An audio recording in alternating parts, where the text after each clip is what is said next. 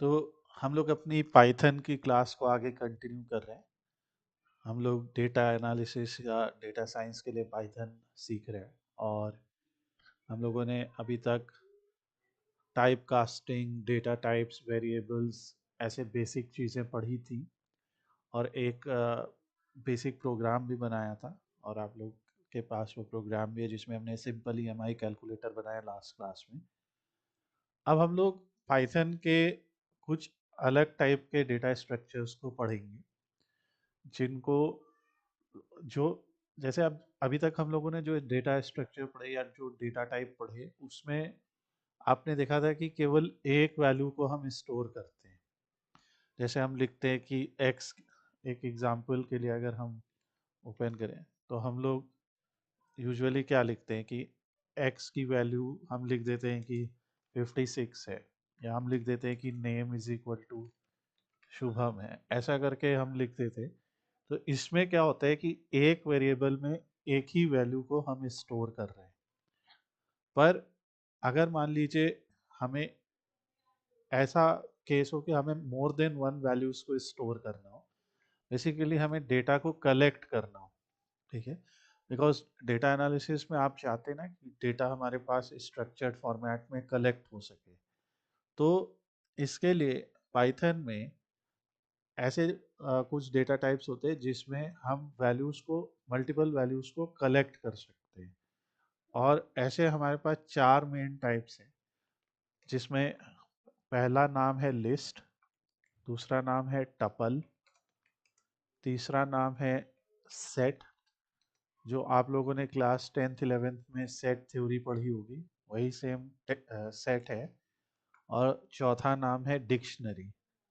सो हम लोग एक एक करके ये चारों पढ़ेंगे और ये चारों आप लोगों को जो स्ट्रक्चर डेटा टाइप्स है उस पे आपको थोड़ा फेमिलराइज कराएंगे और आपको धीरे धीरे समझ में आएगा कि किस तरीके से डेटा कलेक्ट होता है, ऑर्डरिंग किस तरह से होती है, एक्सेट्रा।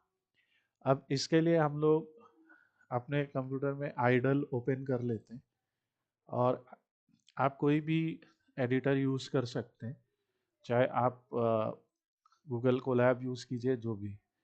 तो हमने यहाँ पे ओपन कर लिया और चलिए थोड़ी सी पाइथन लिस्ट की एक डेफिनेशन सीखते हैं।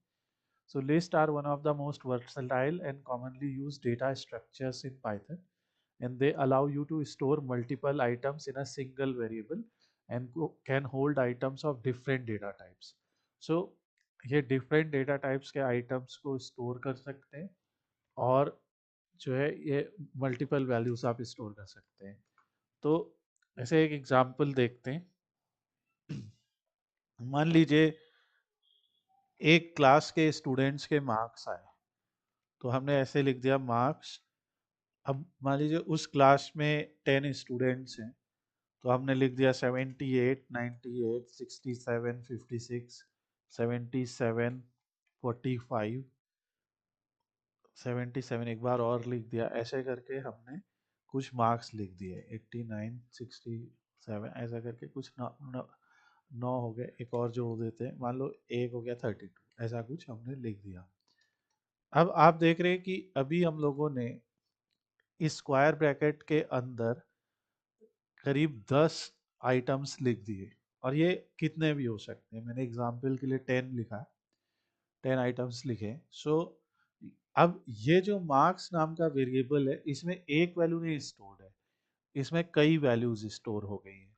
तो ये जो मार्क्स नाम का वेरिएबल है, अगर हम पाइथन से पूछेंगे कि भाई ये जो मार्क्स है इसका टाइप क्या है, इसका डेटा टाइप क्या है, तो वो बताएगा ये क्लास लिस्ट है। यानी कि ये जो मार्क्स है ये लिस्ट क्लास का एक ऑब्जेक्ट है। तो आप लोग अपना पहला नोट ये बनाएंगे कि list are created using square brackets, ठीक है। जो चार हम लोगों ने डिफरेंट डिफरेंट टाइप के नाम यहाँ पे सीखे हैं, तो लिस्ट जो होता है वो स्क्वायर ब्रैकेट्स के साथ बनाया जाता है। टपल जो है वो राउंड ब्रैकेट या पेरेंथेसिस के साथ बनाया जाता है। राउंड ब्रैकेट जो हम लोग सबसे ज़्यादा कॉमनली यूज़ करते हैं, ऐसा। स्क्वायर ब्रैकेट ये वाला, ठीक है।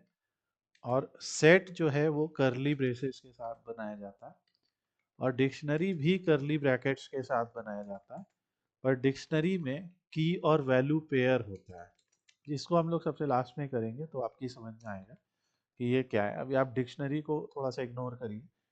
तो आप ये याद रखिए कि लिस्ट में स्क्वायर ब्रैकेट का इस्तेमाल होएगा, टपल में राउंड ब्रैकेट, सेट में करली ब्रैकेट का इस्तेमाल होगा डेटा कलेक्ट करते समय।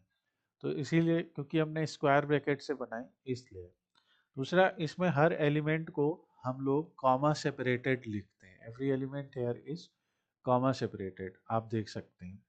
कॉमा सेपरेटेड का मतलब क्या है कि कॉमा सेपरेटेड जैसे 78 97 ऐसे तो कॉमा सेपरेटेड है। तीसरा, लिस्ट की एक खासियत है कि लिस्ट इज ऑर्डर्ड। पहली इसकी प्रॉपर्टी है कि ये ऑर्डर्ड होती है। Now what is the meaning of ordered? Ordered का मीनिंग है कि लिस्ट के अंदर जितनी भी एलिमेंट्स हैं, ठीक है, जब हमने लिस्ट को बनाया तो देखिए 78 सबसे पहला था, 32 सबसे आखिरी था। अगर हम मार्क्स को दोबारा प्रिंट करते हैं तो आप देखेंगे सेम ऑर्डर में लिस्ट आ रही है। ये चीज समझ में आ रही? Can you get this? कि जब हमने इसको प्रिंट किया सो लिस्ट उसी ऑर्डर में आई, ठीक है, कोई ऑर्डर चेंज नहीं हो गया उसका। सो ये बहुत इंपॉर्टेंट चीज़ है कि लिस्ट जो है वो ऑर्डर्ड एलिमेंट है, और इसीलिए इसको आपको ध्यान रखना है, ठीक है। दूसरी चीज़ तो ये हो गई एक बात। दूसरी, list is indexed. Okay, index का मतलब क्या होता है कि हर एक एलिमेंट जो यहाँ पे लिस्ट में दिया हुआ है, हर एक एलिमेंट की एक पोजीशन है। देखिए, एक एक्सेल फाइल की बात करते हैं तो जैसे एक एक्सेल फाइल में मैं आपको एक सिंपल सा केस बताना चाह रहा हूँ, इससे आपको इंडेक्सिंग समझ में आ जाएगी। अगर मान लो मैं यहाँ पे एक्सेल फाइल में 5 नंबर लिख देता हूँ, 55, 57 और ऐसे करके कुछ मैं 5 नंबर लिख देता हूँ, ठीक है। सो आप देख रहे हैं कि हर एक एलिमेंट का एक इंडेक्स है। ये क्या है? A1, A2, A3, A4, A5। और बेसिकली आप यहाँ पे देखेंगे इनकी पोजीशनिंग है, ये 1 है, ये 2 है, ये 3 है, ये 4 है, 5। तो इसी तरीके से एक लिस्ट के अंदर भी हर एक एलिमेंट जो स्टोर होता है वो उसकी एक पोजीशन होती है। तो जैसे ये 78 जो है इसकी पोजीशन क्या है? 0। तो जैसे यहाँ एक्सेल में क्या हो रहा है कि वो जो पोजीशन है वो 1 से शुरू हो रही है, मगर लिस्ट में ये पोजीशन जो है वो 0 से शुरू हो रही है। ओके, तो अगर ये हम लिस्ट के टर्म्स में बात करेंगे तो लिस्ट के टर्म्स में क्या होगा, इसका जो इंडेक्स होगा वो ऐसे होगा 0, 1, 2, 3, 4, ठीक है। तो ये इसका इंडेक्स होगा, तो ये आपको याद रखना है। तो इसे क्या कहते हैं? इंडेक्स। और ये क्या है? वैल्यू है। तो अगर मैं पूछूं कि अगर मुझे एक क्लियर लिस्ट बनानी है, ठीक है, जिसमें 55, 67, 79, 91 एंड 103 ऐसे कुछ एलिमेंट्स हैं, मुझे एक ये लिस्ट बनानी है, और मैं आपसे पूछूं कि एट पोजीशन 2 क्या है, तो आप इजीली बता सकते हैं कि 0, 1, 2, 2 पे जो वैल्यू है वो 79 है। तो इस तरीके से हम हर एलिमेंट की एक पोजीशन बता सकते हैं, ठीक है, जिसे इंडेक्स कहते हैं। अब जैसे अगर मुझे उस पोजीशन की वैल्यू को प्रिंट करना है, ठीक है, तो मैं कैसे लिखूंगा? मैं ऐसे हम प्रिंट फंक्शन का भी यूज कर सकते हैं, चाहे तो डायरेक्टली भी लिख सकते हैं, पर क्योंकि हम शेल में काम कर रहे हैं तो हम यहाँ पे बिना प्रिंट फंक्शन का यूज किए भी कर सकते हैं। तो हमने लिखा मार्क्स, और अगर मैंने लिखा 0 तो देखिए 78 प्रिंट हो गया, ठीक है, यानी कि पहला एलिमेंट। अगर मैंने लिखा मार्क्स 1 तो 98 प्रिंट हो गया। अब आप बताइए अगर मैंने लिखा मार्क्स 4 तो क्या प्रिंट होगा? 77 सर। ठीक है, 77, राइट। 0, 1, 2 3 4, राइट। तो इस तरीके से आपको याद रहना चाहिए कि जो इंडेक्स होता है वो इस तरह से पॉजिटिव वे में बढ़ता है, ठीक है। तो ये लिस्ट की दूसरी प्रॉपर्टी है कि लिस्ट इंडेक्स्ड है। हम लोग एक काम करते कि एक और लिस्ट बनाते। तो मान लीजिए हमने एक लिस्ट बनाई प्लेयर्स, ठीक है। हमने लिखा पहले रोहित, फिर मान लीजिए हमने लिख दिया शुभमन, ठीक है। फिर हमने लिख दिया विराट, फिर हमने लिख दिया श्रेयस, फिर जो भी आ जाएगा।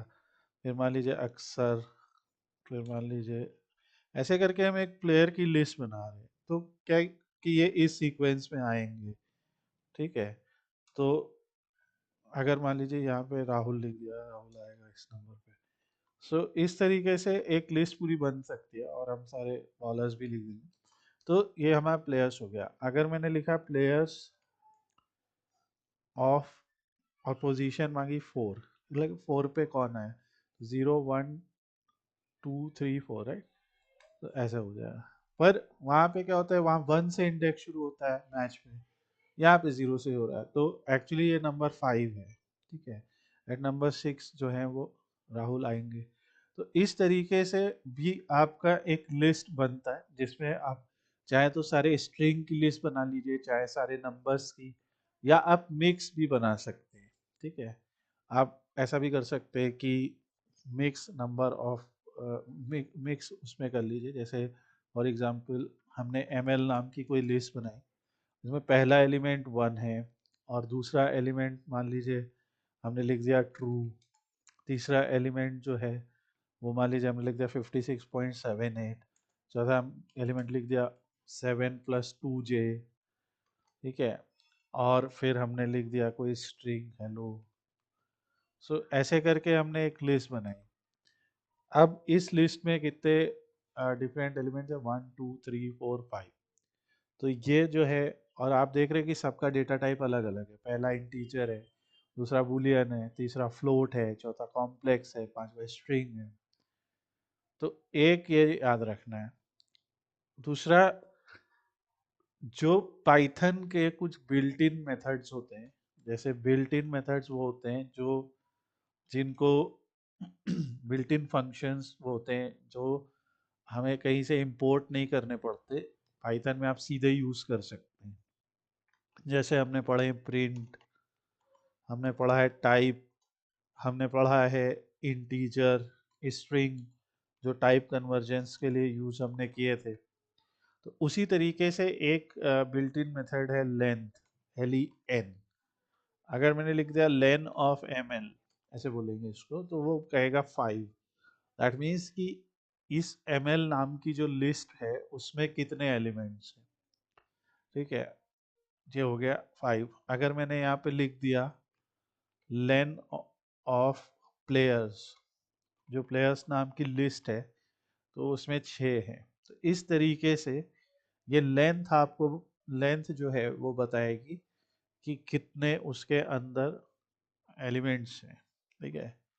अब जैसे अगर हमारी लिस्ट पूरी की पूरी न्यूमेरिकल है, ये कंडीशन याद रखिएगा कि अगर हमारी लिस्ट पूरी की पूरी न्यूमेरिकल है तो हम लोग एक और बिल्ट इन फंक्शन यूज कर सकते हैं जिसका नाम है सम।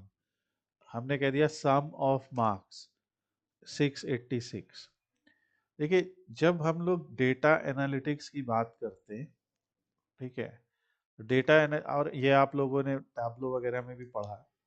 तो डेटा एनालिटिक्स में क्या रहता है कि एक स्टैटिस्टिकल एनालिसिस टर्म रहेगा, या स्टैटिस्टिकली किसी चीज को डिफाइन करेंगे।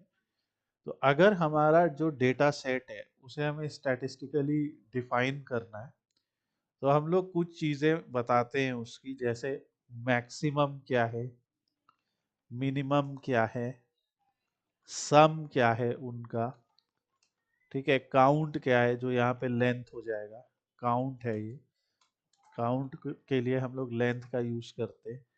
और एवरेज क्या है, तो एवरेज कैसे निकलता है भाई, अगर आप सीधे सम को डिवाइड कर देते हैं लेंथ से, तो वो एवरेज निकल आता है, एवरेज या मीन।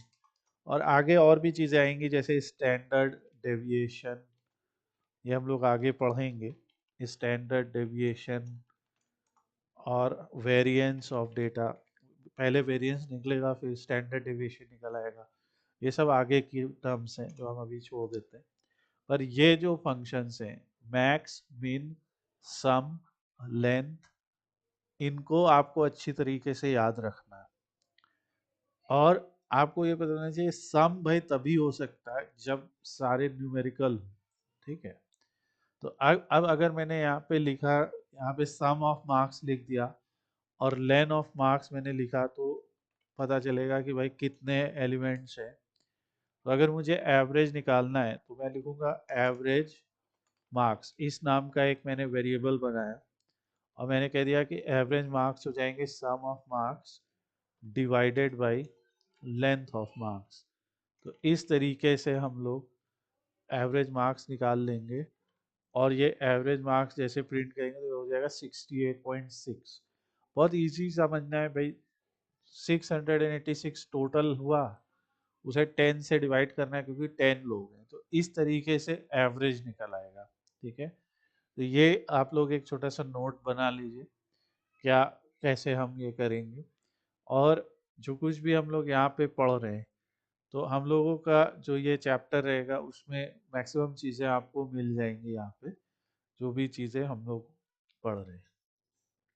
अब एक और कंसेप्ट होता है जिसे नेस्टेड लिस्ट कहते हैं। नेस्टेड लिस्ट का मतलब होता है कि एक लिस्ट के अंदर दूसरी लिस्ट, ठीक है, नेस्टेड। सो नेस्टेड लिस्ट के लिए हम लोगों को कैसे करना है कि ये देखिए यहाँ पे क्या हो रहा है, ध्यान से समझिए। तो इसमें एक लिस्ट है जो बाहर है और उस लिस्ट के अंदर, ठीक है, हमारे पास एक हर हर एक एलिमेंट जो है वो दिया है। अब मेरा पहला क्वेश्चन ये है कि ये जो नेस्टेड लिस्ट नाम की लिस्ट है इसमें कितने एलिमेंट्स हैं। So according to you how many elements are there in this nested list. आपको गलत सही जो भी जवाब आ रहा है आप बताइए। शुभम, वरीशा, इस लिस्ट के अंदर आपके हिसाब से कितने एलिमेंट हैं।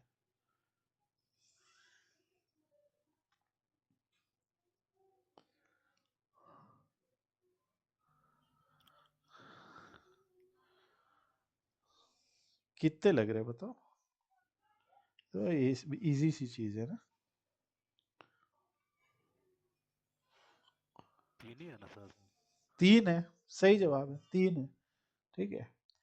पहला ये है, दूसरा ये है, तीसरा ये है, ठीक है।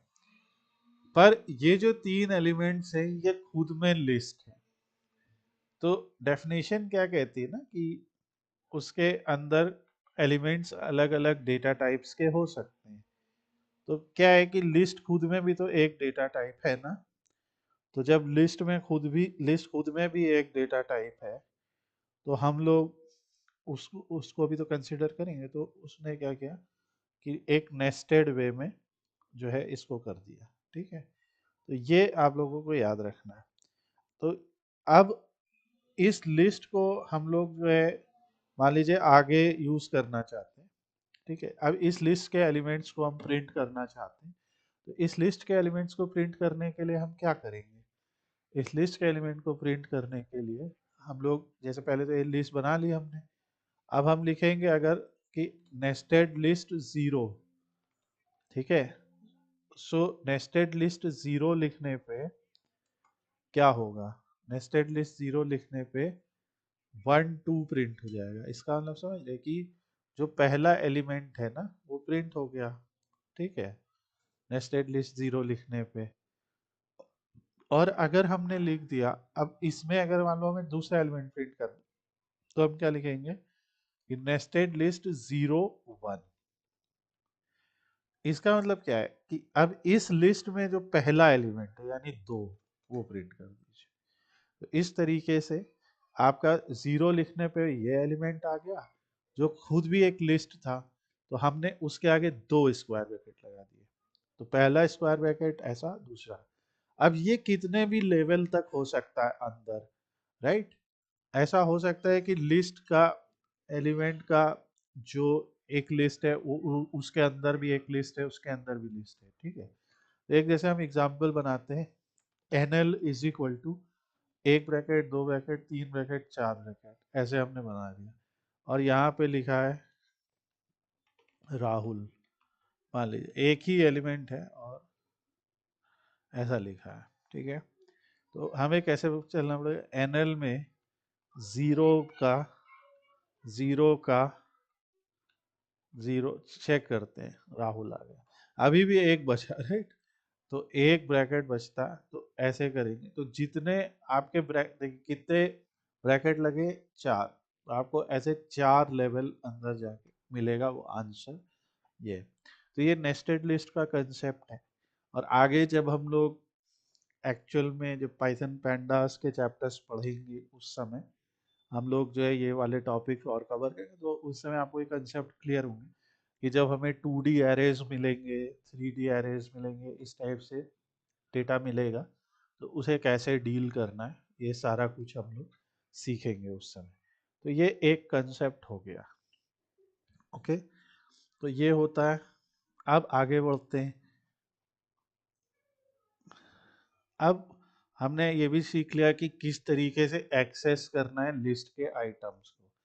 और एक और चीज आपको अब याद रखनी है कि ये जो इंडेक्स होता है, ठीक है, ये इंडेक्स नेगेटिव भी होता है। नेगेटिव इंडेक्स का मतलब ये होता है, इक्वल टू लिख देखिए, मान नहीं रहा भाई, तो इसको हम लोग नेगेटिव इंडेक्स बोल देते हैं। एक्सेल भाई बुरा मान गया।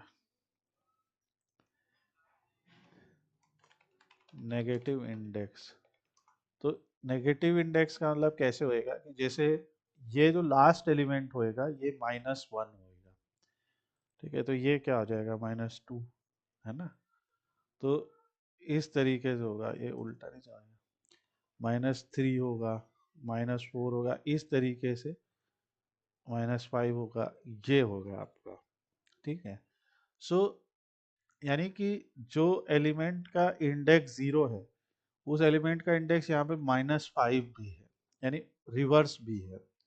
तो इसका मतलब क्या है, जैसे हम ये प्लेयर्स वाली लिस्ट ले लेते हैं, यहाँ पे क्लियर हो जाएगा।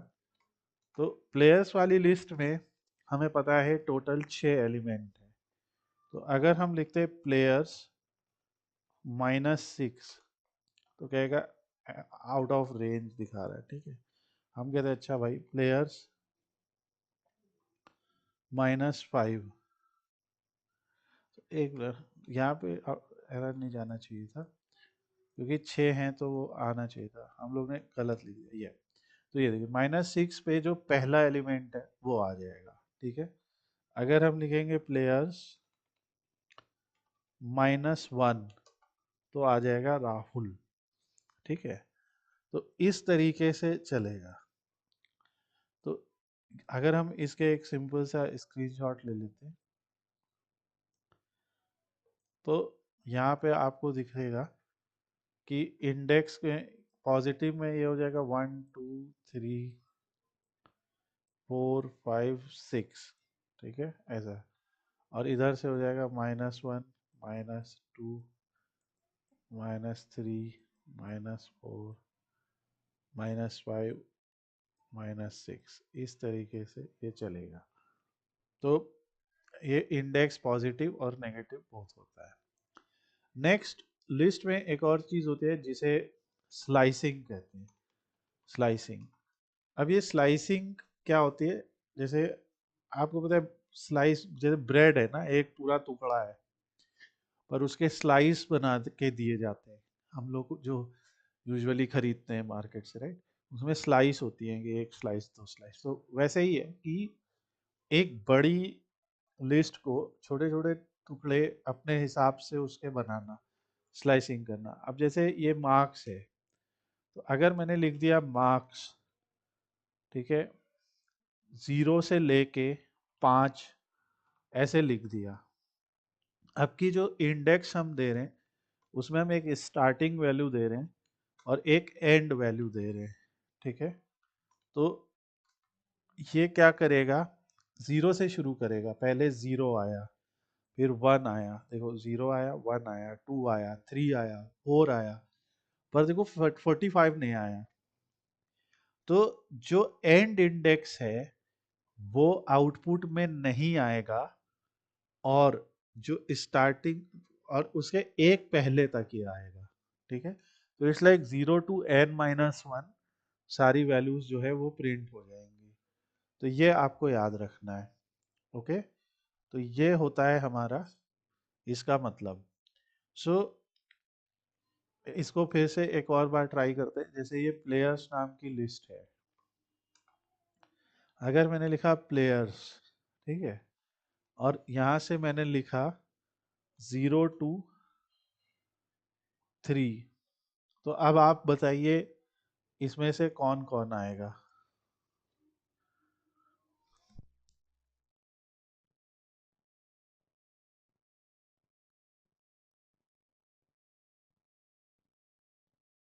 सर ये जो पांच पांच आया है उसमें से दो छोड़ देंगे तो जो तीन आगे का है वही ना आएगा। बताओ ना नाम। रोहित, शुभम, विराट।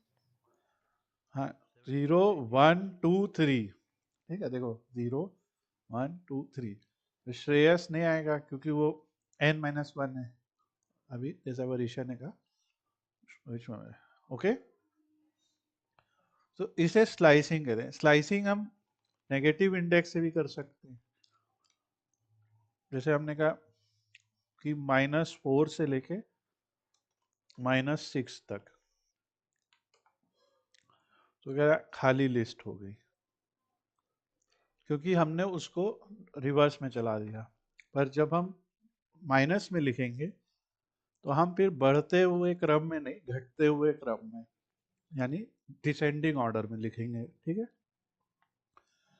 बिकॉज जो है यहाँ पे आप ऐसे जाएगा, -4 पे कौन है, -1 -2 ऐसे, -4 पे विराट, फिर श्रेयस, फिर अक्षर, -1 पे राहुल है, ये नहीं आएगा, ओके। नाउ स्लाइसिंग में हमें एक और चीज याद रखनी है। जैसे अगर मैंने लिख दिया मार्क्स 0 : और एंड इंडेक्स लिखा ही नहीं, तो इसका मतलब होता है कि हम सारी चीजें सेलेक्ट कर रहे हैं। अगर मैंने लिख दिया मार्क्स और पहला इंडेक्स नहीं लिखा और यहाँ पे 5 लिख दिया, ठीक है, तो इसका मतलब होता है कि हम 0 से सेलेक्ट कर रहे हैं। अगर मैंने लिख दिया मार्क्स : तो इसका मतलब भी होगा कि हम सब कुछ ही सेलेक्ट कर रहे हैं, ठीक है। तो इसमें आप स्टार्टिंग इंडेक्स एंड इंडेक्स चाहे दीजिए चाहे नहीं दीजिए, उस हिसाब से वो वैल्यू को सेलेक्ट करेगा। तो ये चीज़ आपको याद रखनी पड़ेगी, और ये हमारा लिस्ट का एक इम्पॉर्टेंट चीज़ है, ठीक है, स्लाइसिंग। जैसे यहाँ पे देखिए स्लाइसिंग विद स्टेप। अब जैसे एक और पार्ट होता है जिसमें हम स्लाइसिंग को स्टेप के साथ करते हैं। जैसे नंबर है 10, यहाँ ध्यान से देखिए, नंबर क्या लिखे हैं, 10 20 30 40 50, ठीक है। सो इसको सीधे 1 2 3 4 5 भी मान सकते हो।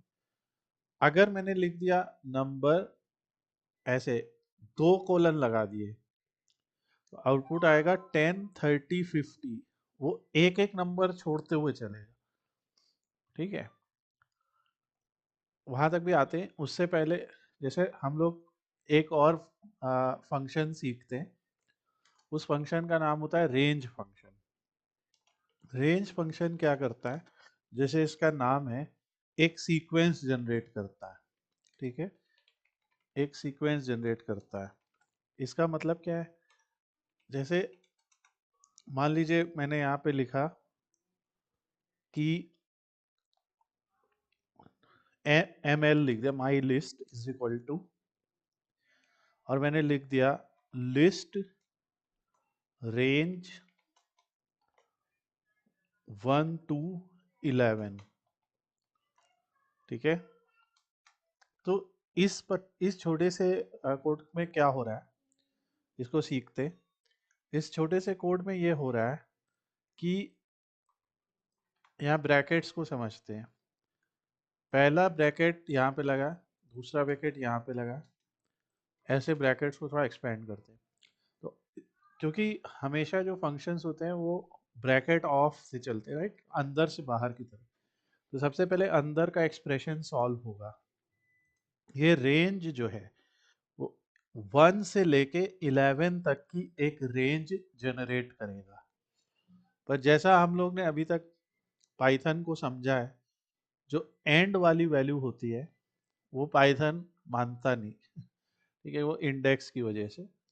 सो अभी यहाँ पे भी उसने यही किया लगभग। तो ये क्या करेगा, 1 to 10 जनरेट करेगा, ठीक है। It will generate a sequence of numbers between 1 to 10 when we will write 11 here. जब हम यहाँ पे 11 लिखेंगे तो वो 10 तक जाएगा। अगर हम यहाँ पे 15 लिखेंगे तो 14 तक जाएगा। 21 लिखेंगे तो 20 तक, एक पहले तक जाएगा। ये आप लोग की समझ में आ गया होगा। अब ये जो रेंज जनरेट होगी, इसका जो आउटपुट है वो रेंज होगा, ठीक है। तो हमें चाहिए उसकी लिस्ट, हमें लिस्ट में उसे सेव करना है। तो इसे लिस्ट कंस्ट्रक्टर कहते हैं।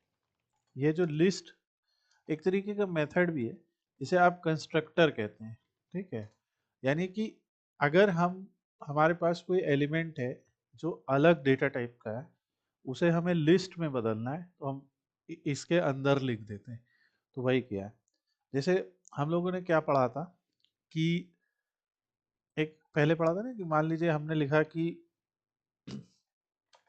x is equal to 5। तो यहाँ पे x की वैल्यू एक स्ट्रिंग है। अगर हम यहाँ पे लिख देते थे int ऑफ x, तो वो उस स्ट्रिंग को क्या कर देता था, इंटीजर में बदल देता था। तो ये जो क्लास वाले फंक्शंस होते थे, ये क्या करते थे, ऐसा करते हैं, ठीक है। तो इसी की जगह पे हमें क्या करना है कि जो ml है उसको भी हमने यही किया कि यहाँ पे लिस्ट के अंदर लिख दिया। तो ये जो छोटी सी लाइन है, ये क्या करने वाली है, ये छोटी सी लाइन हमारे लिए लिस्ट कंस्ट्रक्टर को बदल देगी, ठीक है। सो अब हम देखेंगे ml, तो यहाँ देखिए 1 से लेके 10 तक का सीक्वेंस जनरेट हो गया। अब जो 1 से लेके 10 तक का सीक्वेंस जनरेट हुआ है, अगर हम इसमें लिखते हैं ml, ठीक है, और ऐसे लिखते हैं स्क्वायर ब्रैकेट, 2 बार कोलन लिख के 2 लिख देते हैं, तो देखो कैसे जनरेट करेगा, 13579। ओके, अगर हम लिख देते हैं 3 ट्राई करते हैं तो 14710। ये समझ पा रहे हैं वो क्या कर रहा है, अगर 3 गया तो 3 का कॉमन डिफरेंस ले लेगा, 1 फिर 4 फिर 7 फिर 10, ठीक है। 3 स्किप करेगा। अगर हम यहाँ पे लिख देते हैं ml 5, तो वो सिर्फ 1 फिर 5 6 और उसके आगे 11 हो जाएगा, तो आएगा नहीं। Is this clear to you और नॉट? नाउ हम लोग आगे प्रोसीड करें उससे पहले हम एक बार ये भी समझते हैं कि ये लिस्ट पढ़ने से फायदा क्या हो, ठीक है। सो अब जैसे मान लीजिए हमने यहाँ पे ऐसे प्लेयर्स ले लिया, प्लेयर्स में हमारे पास आगे कि भाई हाँ ये हैं, हमें पता चला 6 प्लेयर्स हैं। अब हम मान लीजिए यहाँ पे लिख लेते हैं रन्स इज इक्वल टू, तो उसी सीक्वेंस में मान लीजिए हम इन लोगों के रन्स लिख देते हैं। अब मुझे लेटेस्ट मैच के रन्स याद नहीं है, मान लीजिए मगर मगर रोहित ने मान लीजिए 118 बनाए, शुभमन ने 30 बनाए, विराट ने मान लीजिए 100 बनाया, मैं एक एग्जांपल दे रहा हूँ, और श्रेयस ने मान लीजिए 40 बनाया, अक्षर ने 23 बनाया, नॉट आउट गया, वो जो भी बनाए, और राहुल ने मान ली 21 बनाए। एक इस तरीके से हो गया। तो 6 प्लेयर के 6 रन, ठीक है। अगर हम सम करेंगे टीम के रन कितने हैं, तो टीम ने टोटल 332 बनाए। ओडीआई मान लीजिए मैच था, एक एग्जांपल आपके बिना। तो अगर आपके पास एक एक्सेल है, ठीक है, तो भाई एक्सेल में आप जो इन लिस्ट के नाम हैं, जैसे यहाँ पे लिख लीजिए प्लेयर्स और यहाँ पे लिख लीजिए रन्स। प्लेयर में जैसे आपने लिख लिया रोहित, शुभमन, ऐसे का आप लिख लीजिएगा। और यहाँ पे जैसे मैंने लिखा था 118 और शुभमन के 30 समथिंग समथिंग, और पूरा आप लिख लीजिएगा। सो एक जो एक्सेल फाइल है, जो एक स्ट्रक्चर्ड टैबुलर डेटा है, उसमें भी तो उसको कैसे पता है कि रोहित के 118 है? क्योंकि आप देखिए, जो सेल ए है और जो सेल बी है, दोनों में पोजीशन तो 2 ही है ना, उसी से वो पता कर रहे हैं ना कि रोहित के 118 है, शुभमन के 30 है। सो यहाँ पे भी तो पोजीशन तो हमें पता ही है ना, राइट? तो अगर मान लीजिए मुझे विराट के रन पता करने, सो मुझे पता है विराट की पोजीशन 0, 1, 2 है, तो मैं लिख लूंगा रन्स 200। पर ये बड़ा क्वेश्चन हो जाएगा कि विराट की पोजीशन कैसे पता चल गई भैया आपको? ऐसे तो मान लो 1000 एलिमेंट है, तो 1000 एलिमेंट्स में तो बड़ी मुश्किल है। तो आगे जो हम लोग का चैप्टर आएगा, उसमें हम लोग पढ़ेंगे लिस्ट के मेथड्स। मैं आपको एक छोटा सा हिंट देता हूँ। जैसे अगर मैंने लिखा प्लेयर्स डॉट इंडेक्स विराट, क्या आया आंसर? 2। अगर मैंने लिखा प्लेयर्स डॉट इंडेक्स श्रेयस, क्या आएगा आंसर? 0, 1, 2, 3, राइट? तो अगर मैंने कहा कि प्लेयर डॉट इंडेक्स विराट, और मुझे पता है रन्स, मुझे पता करने, रन्स पता करने प्लेयर्स डॉट इंडेक्स विराट के 100। मैं भी ये थोड़ा सा आपको कंफ्यूज कर रहा हूँ अभी, पर देखो एक ऐसी क्वेरी लिखी जिससे हमें विराट के रन्स पता चल गए, ठीक है। सो इन्होंने जितने भी रन बनाए उस मैच में वो पता चले। इसी तरह अब आप इस क्वेरी में किसी भी प्लेयर का नाम लिख दीजिए, या उसका इंडेक्स आपको पता है तो सीधे इंडेक्स लिख दीजिए, और उसके रन आपको पता चल जाएंगे। ऐसे अक्सर लिख देते उनके 23। तो आपने जिस सीक्वेंस में प्लेयर्स के नाम लिखे, क्योंकि लिस्ट ऑर्डर्ड है, ये बहुत इंपॉर्टेंट चीज़ है, क्योंकि लिस्ट ऑर्डर्ड है तो उसने वो ऑर्डर स्टोर करके रखा अपने पास कि 0, 1, 2, 3, 4, 5, ये इनके ऑर्डरिंग है, इनकी इंडेक्सिंग है इनकी। और उस बेसिस पे हम लोग क्वेरी कर रहे हैं कि इन्होंने कितने कितने रन बनाए। इसी तरीके से मान लीजिए बॉलर्स ने, ऐसे हम 5-6 लिस्ट बना लें, रन्स कितने हैं, कितनी बॉल्स फेस्ड हैं, कितना फोर्स कितने हिट किए, सिक्सेस कितने हिट किए, तो हम लोग इनका स्ट्राइक रेट निकाल सकते हैं, राइट? सब कुछ हम कैलकुलेट कर सकते हैं। तो ऐसा ही डेटा सेट मिलता है फिर आगे जब हम लोग एनालिसिस करते हैं, उसमें ऐसे होता है। और देखते नहीं आप, जब मैच समरी दिखाते हैं तो उसमें तो दिखाते हैं प्लेयर का नाम लिखते हैं, रन्स दिखाते हैं, ऐसे दिखाते हैं डिसमिसल कैसे हुआ, बॉल्स फेस्ड, ऐसे लिखा होता है। सो उसमें डिसमिसल में जैसे लेग बिफोर विकेट, या ऐसे लिखा होता है something like cut this, bold this, ऐसे करके। तो एक टेबल आती है, मगर लिस्ट को आप ऐसे समझ सकते हैं कि जैसे एक एक्सेल या एसक्यूएल टेबल में जैसे एक सिंगल कॉलम होता है ना, वैसा कुछ ये है।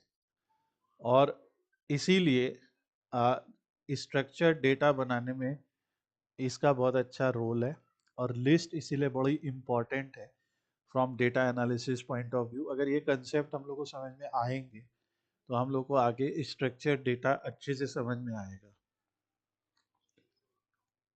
सो ये डेटा स्ट्रक्चर्स जो एक कंसेप्ट है उसमें उसको समझने के लिए आप लिस्ट के इन कंसेप्ट को कर सकते हैं।